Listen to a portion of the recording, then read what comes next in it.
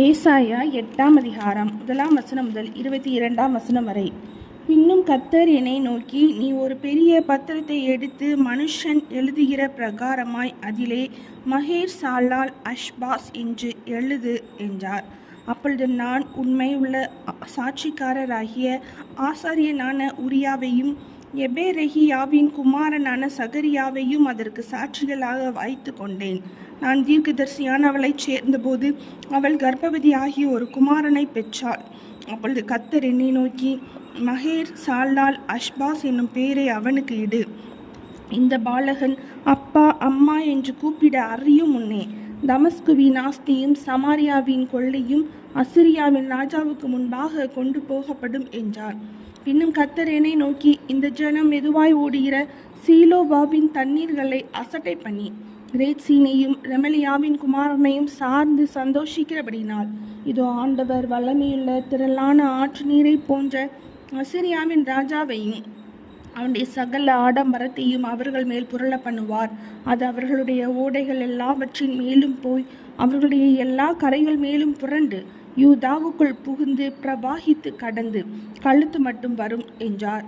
இம்மானுவேலே, அவன் சட்டைகளின் விரிவும் உமது தேசத்தின் விசாலத்தை மூடும்.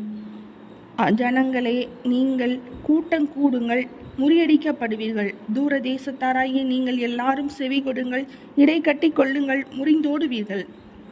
ஆலோசனை செய்யுங்கள், அது அபத்தமாகும். வார்த்தையை வசனியுங்கள், அது நிற்காது.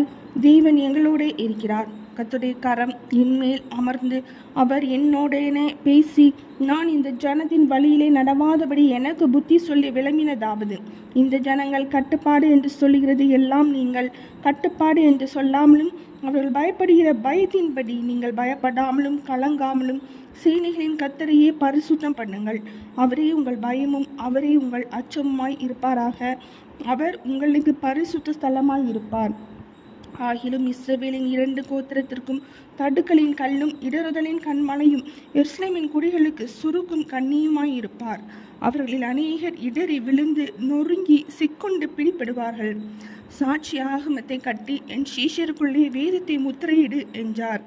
நானோ யாக்கோபின் குடும்பத்துக்கு தமது முகத்தை மறைக்கிற கர்த்தருக்காக காத்திருந்து அவருக்கு எதிர்பார்த்திருப்பேன். இதோ, நானும் கர்த்தர் எனக்கு கொடுத்த பிள்ளைகளும் சீயோன் பர்வதத்தில் வாசமாயிருக்கிற சேனைகளின் கர்த்தராலே இஸ்ரவேலில் அடையாளங்களாகவும் அற்புதங்களாகவும் இருக்கிறோம்.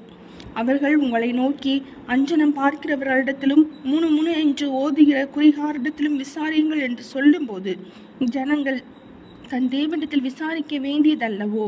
உயிருள்ளவர்களுக்காக செத்தவர்களிடத்தில் விசாரிக்கலாமோ? வேதத்தையும் சாட்சி ஆகமத்தையும் கவனிக்க வேண்டும். இந்த வார்த்தையின்படியே சொல்லாவிட்டால் அவர்களுக்கு விடியற் காலத்து வெளிச்சமில்லை. இருக்கன் அடைந்தவர்களாயும் பட்டினியாயும் தேசத்தை கடந்து போவார்கள். அவர்கள் பட்டினியாய் இருக்கும்போது மூர்க்க வெறி கொண்டு தங்கள் ராஜாவையும் தங்கள் தேவனையும் தூஷிப்பார்கள். அவர்கள் அண்ணாந்து பார்ப்பார்கள், பூமியையும் நோக்கி பார்ப்பார்கள். ஆனாலும் இதோ இக்கட்டும் அந்த ஹாரமும் இருக்கும். இடுக்கத்தால் இருளடைந்து அந்த ஹாரத்திலே தள்ளுண்டு அலைவார்கள். ஏசாயா 8ஆம் அதிகாரம் முடிந்தது.